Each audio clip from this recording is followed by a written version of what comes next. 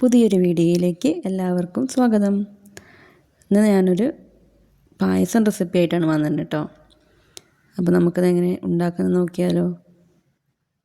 സാധാരണ നമ്മൾ സേമിയ മാത്രം ഉപയോഗിച്ച് ഉണ്ടാക്കുന്നതാണ്. പക്ഷെ ഞാൻ അതിൽ നമ്മളെ പരിപ്പും കൂടി ചേർത്ത്, ചെറുപയർ പരിപ്പുണ്ടല്ലോ, അതും കൂടി ചേർത്തിട്ടാണ് ഉണ്ടാക്കുന്നത്. അപ്പോൾ എങ്ങനെയെന്ന് നോക്കിയാലോ.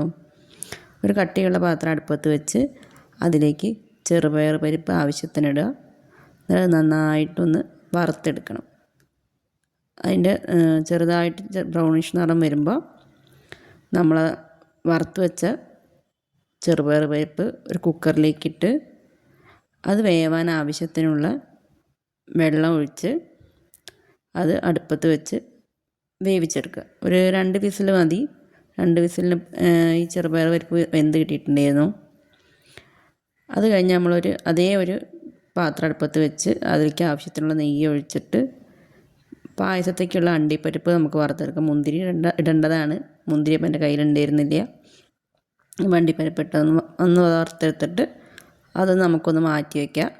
ഇനി അതിലേക്ക് ഞാനിവിടെ ഉപയോഗിച്ചിരുന്നത് ബ്രോക്കൺ സേമിയാണ്. അത് വറുത്തത് റോസ്റ്റഡ് ആണ് കേട്ടോ. അപ്പോൾ നമുക്കത് ഒന്നും കൂടി ഒന്ന് നെയ്യിൻ്റെ സ്വാദ് കിട്ടാൻ വേണ്ടിയിട്ട് അത് ഒന്നും കൂടി ഇട്ടിട്ടൊന്ന് വറുത്തെടുക്കാം. അത് നമുക്ക് പാത്രത്തേക്ക് മാറ്റിയതിന് ശേഷം ഞാൻ ഇവിടെ 1.5 ലിറ്റർ പാലാണ് ഉപയോഗിച്ചിരുന്നത്.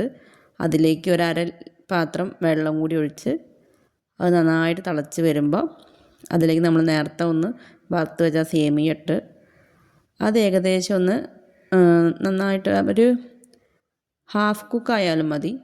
അത്രയായി വരുമ്പോൾ നമ്മളതിലേക്ക് ഏലക്കായും പഞ്ചസാരയും കൂടി ചേർത്ത് പൊടിച്ചത് ഇട്ട് കൊടുക്കുക.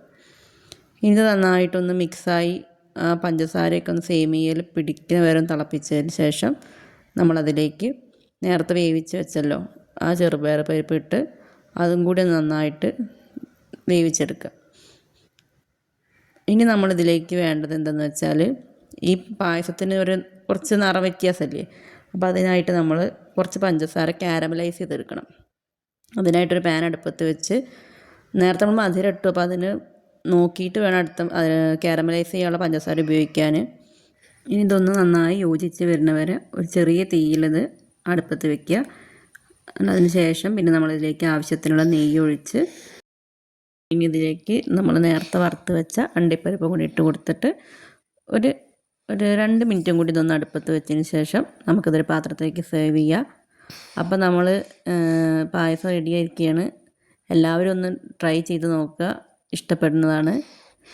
അപ്പോൾ എല്ലാവർക്കും ഇഷ്ടമായെങ്കിൽ ഷെയർ ചെയ്യുക, കമൻറ്റ് ചെയ്യുക, ലൈക്ക് ചെയ്യുക, സബ്സ്ക്രൈബ് ചെയ്യുക. താങ്ക്